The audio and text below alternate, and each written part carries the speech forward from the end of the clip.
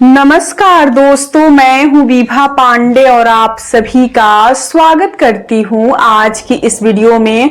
तो दोस्तों, आज की इस वीडियो में आप जानेंगे कि इस वर्ष साल 2024 में शारदीय नवरात्रि कब शुरू हो रहा है और कब समाप्त होगा। शारदीय नवरात्रि में क्या इस साल पहली बार घट स्थापना कर सकते हैं, नवरात्रि व्रत शुरू कर सकते हैं, प्रतिपदा तिथि कब से कब तक रहेगा और महिलाएं बाल किस दिन धोएं। तो इसी के ऊपर आज का हमारा ये वीडियो है। आप लोग बने रहें मेरे साथ मेरे चैनल पे। और अगर आपको मेरी ये वीडियो पसंद आती है तो कृपया आप मेरे वीडियो को लाइक करके चैनल को सब्सक्राइब कर दीजिएगा। तो दोस्तों, आश्विन मास के शुक्ल पक्ष के प्रतिपदा से शारदीय नवरात्रि शुरू होता है। इस वर्ष साल 2024 में 3 अक्टूबर दिन गुरुवार को शारदीय नवरात्रि शुरू होगा और 12 अक्टूबर दिन शनिवार को शारदीय नवरात्रि समाप्त होगा। यानी 12 अक्टूबर दिन गुरुवार को विजयदशमी है, दशमी तिथि है। शारदीय नवरात्रि के 9 दिन माँ के 9 अलग अलग स्वरूप की पूजा आराधना की जाती है। माँ को 9 अलग अलग भोग समर्पित किया जाता है और 9 अलग अलग पुष्प समर्पित किया जाता है। नवरात्रि के प्रथम दिन यानी प्रतिपदा तिथि के दिन कलश स्थापना किया जाता है। प्रतिपदा तिथि शुरू हो रहा है 2 अक्टूबर मध्य रात्रि 12:20 से। प्रतिपदा तिथि समाप्त हो रहा है 3 अक्टूबर मध्य रात्रि 2:58 पे। तो 3 अक्टूबर को हमें पूरे दिन प्रतिपदा तिथि मिल रहा है जिसमें हमें कलश स्थापना करनी है। तो कलश स्थापना का शुभ मुहूर्त है 3 अक्टूबर दिन गुरुवार को सुबह 6:15 से 7:22 तक का। और बहुत सारे लोग ऐसे हैं जो कि अभिजीत मुहूर्त में कलश स्थापना करते हैं, जो कि सर्वश्रेष्ठ माना जाता है। अभिजीत मुहूर्त शुरू हो रहा है 3 अक्टूबर को सुबह 11:46 से। अभिजीत मुहूर्त समाप्त हो रहा है 12:33 पे। 11:46 से शुरू हो रहा है और 12:33 पे समाप्त हो रहा है। तो अगर आप चाहें तो इस शुभ मुहूर्त में भी अपने घर का कलश स्थापना आप कर सकते हैं। तो हमें कलश स्थापना 3 अक्टूबर को करानी है और शुभ मुहूर्त क्या है वो भी मैं आप लोगों को बता दी।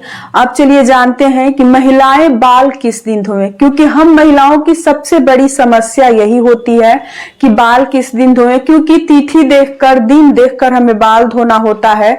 जिस दिन नवरात्रि शुरू हो रहा है उस दिन गुरुवार दिन है, जिस दिन की हम बाल नहीं धोते हैं। बाल धोने से जन और धन दोनों की हानि होती है, इसलिए महिलाओं को गुरुवार के दिन कभी भी बाल नहीं धोनी चाहिए। और एक दिन पहले अमावस्या तिथि है, सर्वपितृ अमावस्या। तो बाल किस दिन धोएं, क्योंकि अमावस्या को भी हम बाल नहीं धो सकते हैं। तो देखिए, आप लोग जैसे प्रतिपदा तिथि के दिन सुबह सवेरे जग कर कोशिश करें कि सूर्य उदय के पूर्व आप लोग बाल धोकर स्नान कर ले। उस दिन थोड़ा सुबह में जगकर घर की साफ सफाई कर ले अगर संभव हो तो। अगर मान लीजिए आप समय से नहीं जग पाते हैं, साफ सफाई नहीं कर पाते हैं, तो आप लोग बाल जरूर धो लीजिएगा सूर्य उदय से पहले। बाल धोकर और जो सुहागन महिला होंगी वो सिंदूर लगा लेंगी और उसके बाद से जो ही साधारण ड्रेस हो घर का वो पहनकर आप लोग घर की साफ सफाई चाहे जो ही काम हो कर लीजिए और फिर स्नान करके आप पूजा पाठ कर सकती हैं। लेकिन बाल आपको सूर्य उदय के पूर्व जरूर धो लेनी है। अगर सूर्य उदय के पूर्व आप बाल धो लेती हैं तो ना ही आपको गुरुवार का दोष लगेगा और ना ही अमावस्या तिथि का दोष लगेगा, क्योंकि जब तक सूर्य उदय नहीं होता है तब तक दिन नहीं बदलता है। इसलिए आप लोग सूर्य उदय के पूर्व जगकर और बाल जरूर धो लीजिएगा। तो इस बार पहली बार घट स्थापना कराना चाहते हैं या फिर नवरात्रि व्रत शुरू करना चाहते हैं, चाहे 9 दिन का हो या 2 दिन का हो, तो आप शुरू कर सकते हैं, क्योंकि इस वर्ष कोई अधिक मास मलमास नहीं है। तो आप चाहें तो घट स्थापना भी करा सकते हैं पहली बार और नवरात्रि व्रत भी कर सकते हैं। नवरात्रि व्रत कई तरीकों से लोग करते हैं, जैसे 9 दिन का व्रत लोग करते हैं, तो कुछ लोग पूरे दिन फलहार पे रहते हैं और रात के समय एक समय फलहारी नमक डालकर भोजन बनाकर करते हैं। वही कुछ लोग मीठा भोजन करते हैं, पूरे दिन व्रत रखकर फलहार पे और रात के समय मीठा भोजन यानी पूड़ी गुड़ या दूध रोटी भी खाते हैं। वही कुछ लोग हैं जो कि फलहार पे ही पूरे दिन रहते हैं। तो आपका जैसा क्षमता हो, शारीरिक क्षमता, अगर आप स्वस्थ हैं, निरोग हैं, तो जरूर नवरात्रि के 9 दिन का व्रत करें। लेकिन चाहे तो आप पूरे दिन व्रत करें और शाम के समय फलहारी नमक वाला भोजन भी ले सकते हैं या फिर मीठा भोजन भी ले सकते हैं। या एक चावल आता है जो फलहारी चावल के नाम से जाना जाता है, तीने का चावल, बकले का दाल, सब्जियां, ये सब चीजें लोग बनाकर घी में भोजन बनाकर और फलहारी नमक डालकर भोजन करते हैं। तो इस प्रकार से भी अगर आपका इच्छा हो तो आप लोग व्रत शुरू कर सकते हैं।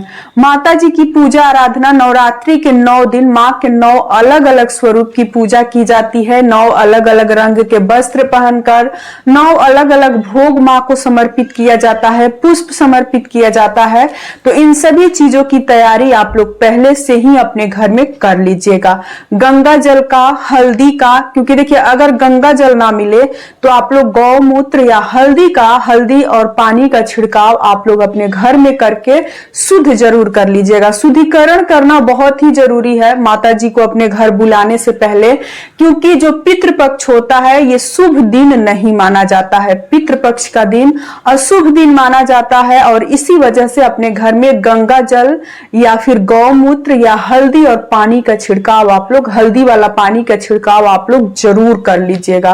देखिए गंगा जल वैसे तो सबके घर में रहता है, क्योंकि गंगा जल ऐसा चीज है कि हर किसी के घर में थोड़ा ना थोड़ा जरूर रहता है। तो आप लोग गंगा जल थोड़ा सा लेकर उसमें पानी मिलाकर, जल घर का जो हो वो मिलाकर और सभी घरों में छिड़काव कर सकते हैं। और नवरात्रि शुरू होने से पहले हमें अपने घर की साफ सफाई जरूर कर लेनी चाहिए, जैसे जाले साफ करना, जाले झाड़ना, घर के पर्दे धुलना, पूजा रूम की साफ सफाई, रसोई घर की साफ सफाई, इन सभी जगहों की साफ सफाई हमें जरूर कर लेनी चाहिए। और उसके बाद से ही माता जी को हमें बुलाना चाहिए।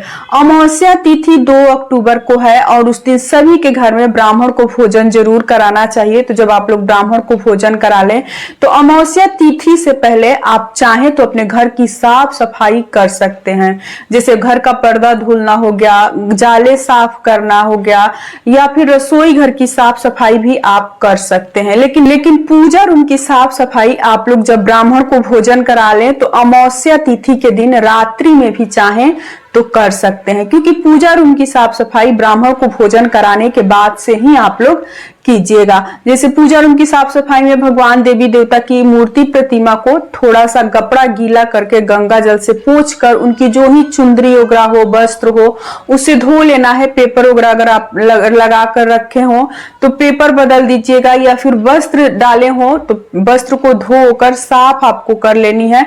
और फिर अगले दिन वही सब चीजें डालकर आप लोग अच्छे से भगवान को सजाकर और पूजा आराधना कर सकते हैं, लेकिन साफ सफाई आप लोग जरूर कर लीजिएगा। यहीं तक की थी आज की हमारी ये वीडियो। उम्मीद करती हूँ कि आप लोगों को मेरी ये वीडियो पसंद आई होगी। अगर पसंद आए मेरी वीडियो तो कृपया आप मेरे कमेंट बॉक्स में जय माता दी जरूर लिखिएगा। फिर मिलूंगी एक नए वीडियो में, तब तक के लिए नमस्कार।